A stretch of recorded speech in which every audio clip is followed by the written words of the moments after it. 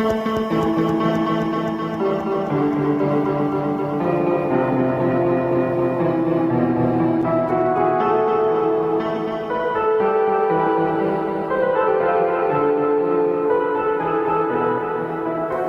Drama Group proudly presents Suddenly Autumn, a Preston mystery in 7 episodes. Episode 2.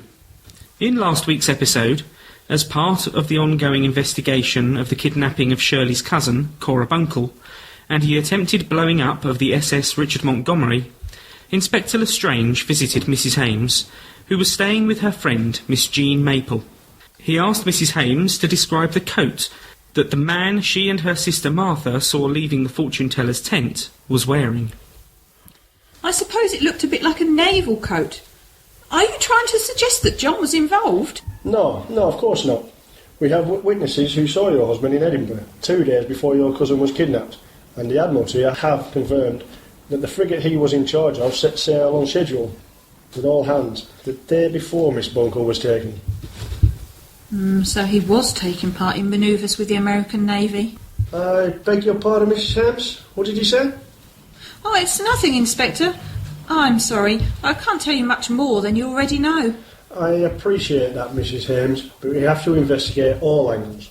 As I'm sure you are aware, security is very strict. The Admiralty wouldn't give us any details, of course, but they did confirm that the joint exercise would be continuing for some months.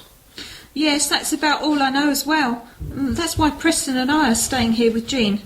I'm sorry, Inspector, but it seems you've had a wasted journey if all you wanted to ask me about was a coat. That's part of the reason I came here, yes. We are working on a theory that at least one of the gang was an officer with the Navy. You said the man from the paper was wearing the same style of coat as the man you saw coming out from the fortune-teller's tent. Think carefully.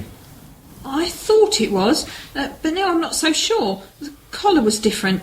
Why do you want to know? We've had a number of witnesses who have given us a description of the man. They all describe him as looking like a naval officer. We believe the person behind the plot to blow up the Richard Montgomery must have had some connection to the Navy, because the bomb disposal squad have confirmed the type of explosive used to rig the boat was naval issue and could not have been obtained by a civilian. Unless it was stolen. That's a possibility, yes, but the Navy have been able to account for all its explosives. Nothing has been issued without proper authorisation. Inspector, do you think it's possible that Falferty might have had something to do with it?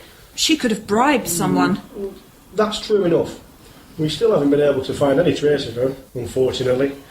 She may very well have left England, perhaps even several months ago. We're not ruling her out of the investigation yet, but we have not had any sightings or robberies with her stamp on them. But our investigations have uncovered some possible leads, which I'm afraid are very disturbing. I wonder what Inspector Lestrange wanted to talk to Shirley about. I hope he's not trying to get her to solve one of his cases. She needs all the peace and quiet she can get at the moment. I think it's been 20 minutes. Come on, Preston. Let's take the tea into them before it goes cold. You do understand what this means, Mrs. Hames? Yes, Inspector. The tea's made. Shall I bring it in? Inspector? Yes, that's fine. Come in, Miss Maple. Let me help you, Miss Maple. Thank you, Inspector. I take it that this isn't a social visit, Inspector? Not entirely, Miss Maple. Any progress with finding out who kidnapped Cora and tried to blow up the Montgomery? Unfortunately, no. So why are you here?